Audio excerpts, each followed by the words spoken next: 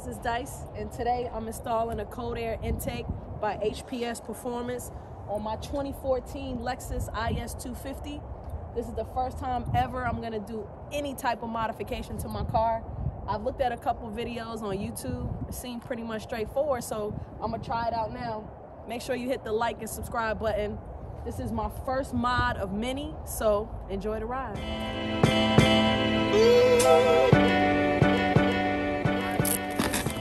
Open up the box, we're gonna see what we have in here. When I Googled the company and looked on the website, they had different colors that you could choose from. I chose red because it's gonna go along with the theme of my car. The inside of my car is red. I got the red calipers. So, and then later on, I'm gonna do red paint on a lot of the engine parts as well too. So the red is just gonna go along with my theme. That's why I got red on mine.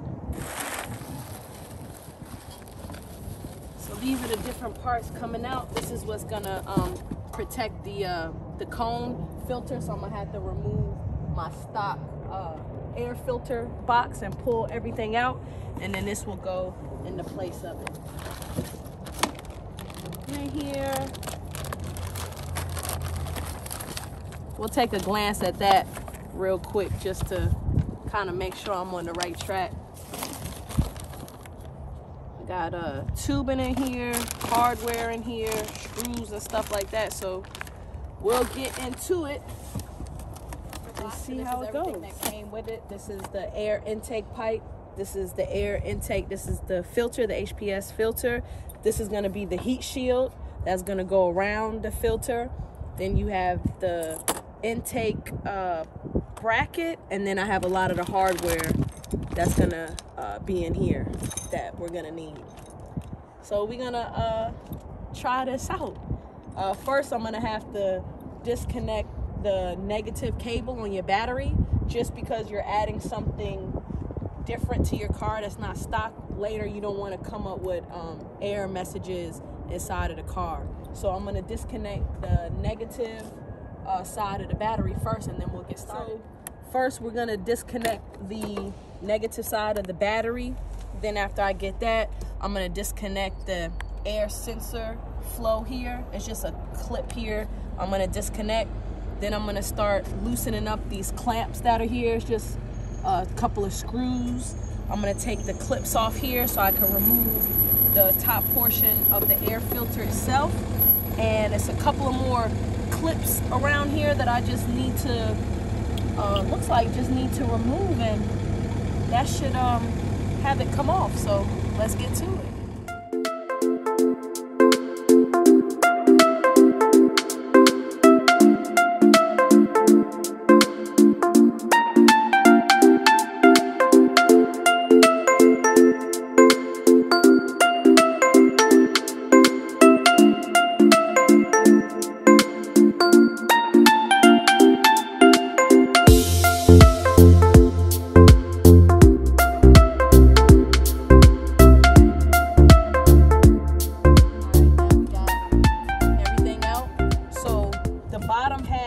Of the stock air filter is in here, so we need to remove this.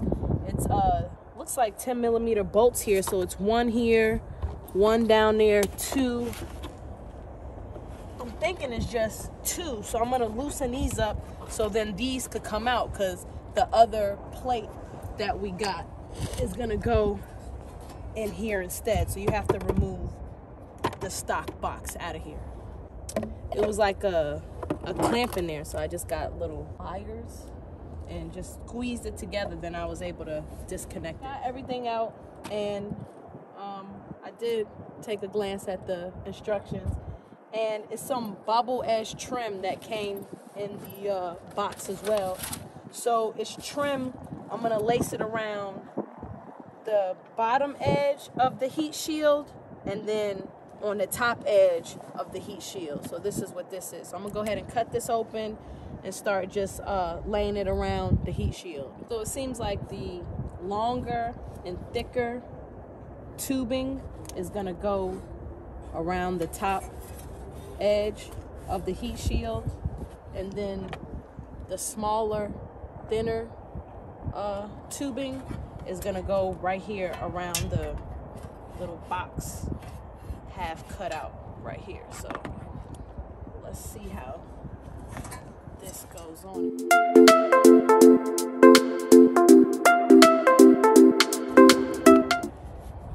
You just gotta put a little elbow grease behind it, but it is gonna go on. It just might take a little bending and moving and pushing and all that, and a little patience, but that's what it's gonna look like. I did get it on. It's on there pretty good. I got it pushed in there pretty good. All right, so now I'm gonna do the U-shaped one right here underneath, and then we'll go ahead and get this installed.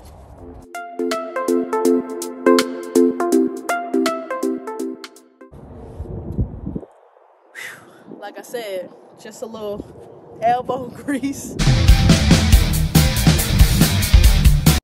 a little patience, pushing and maneuvering, but it's gonna get on there.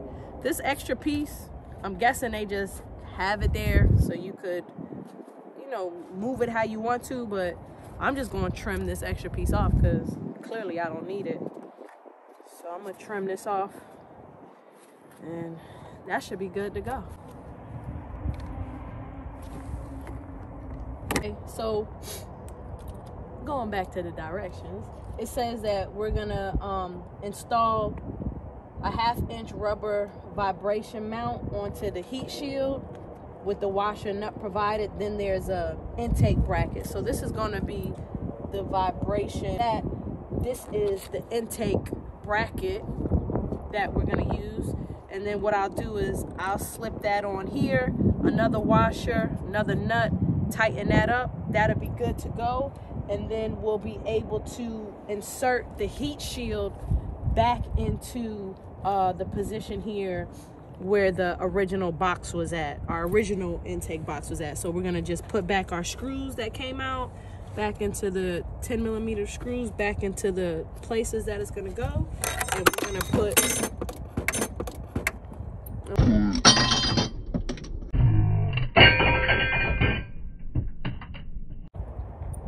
One hour later.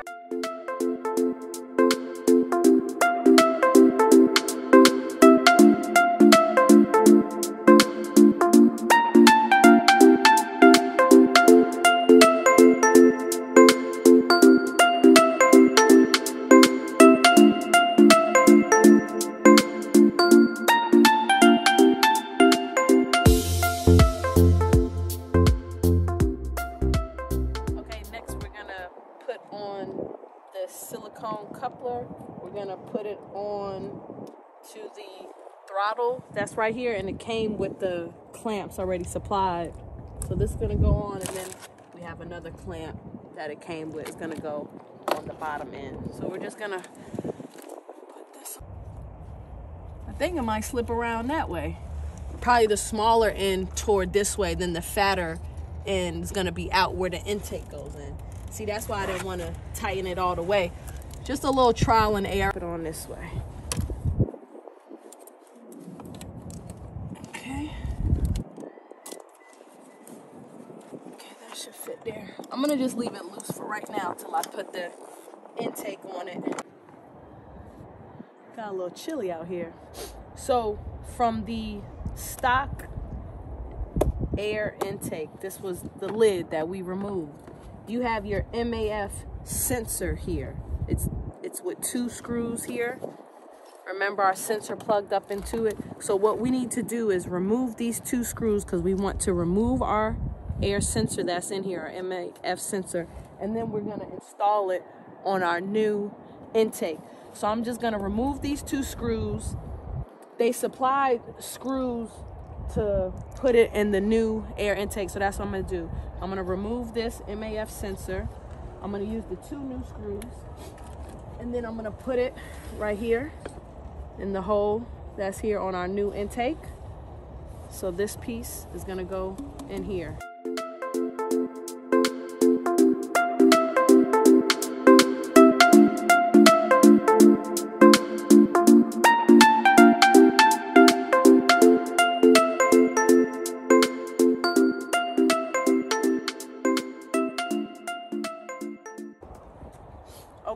now that we have the sensor back on, the MAF sensor, we used the screws that were supplied, so we have that on. Now we could go ahead and insert everything. Here goes the other bracket that was supplied. So I'm gonna put this over this piece. Okay.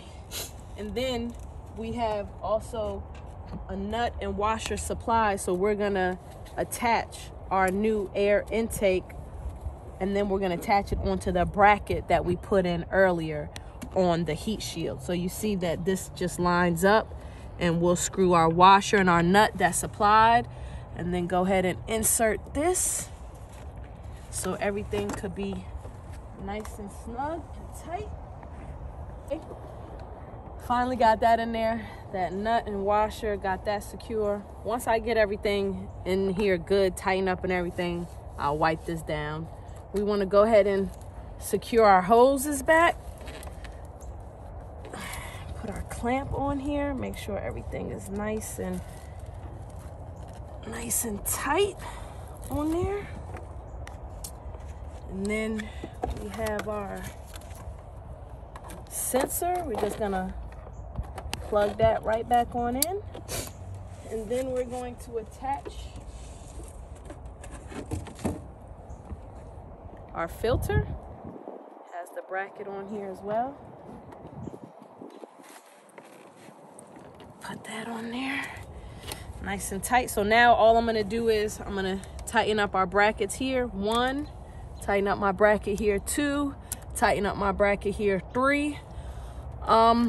I'm gonna see when I do crank up the car, make sure I don't have any type of errors. Normally when you have that, it means like air is getting through. So if this stock clamp is not gonna be tight enough around here, what I did do, I already pre-bought some hose clamps from AutoZone, Advanced Auto, any car part, any auto store, and then I'll just put it on here to tighten it up. But it's seeming like our stock clamp is working fairly well, so we'll see how that is. So I'm gonna go ahead and tighten up all our clamps around here, and we'll see what we have.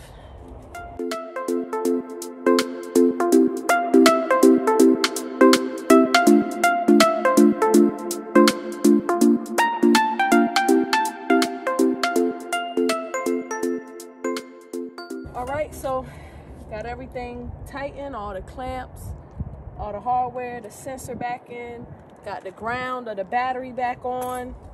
So I'm gonna crank it up, see what it sounded like, and then I'll put the cover back on everything.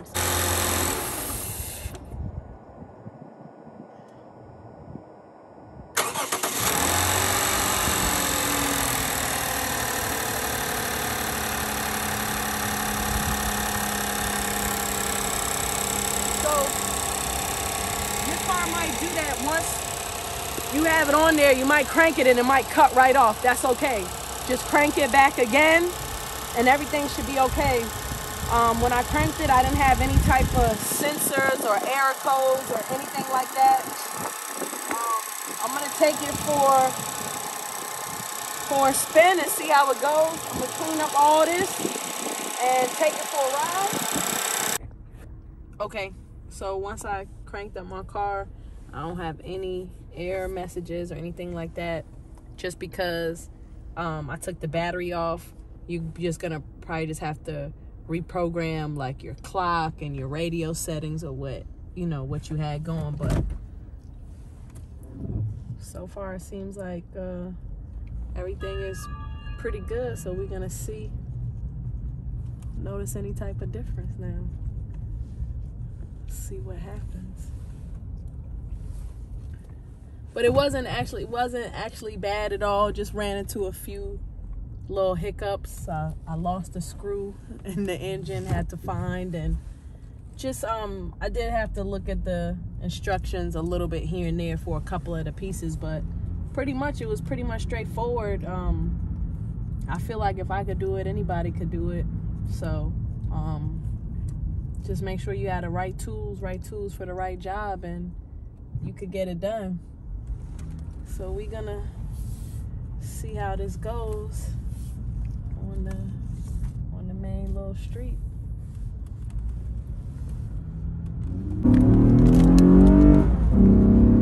Oh yeah, you could definitely hear it for sure. It's not gonna add a lot of horsepower to your car, but just a little bit. And then once I get the exhaust pipes, it's gonna be good to go. All right, y'all, so make sure you like and subscribe to the channel, and this is about to be one of many mods to my car, so hope y'all enjoy.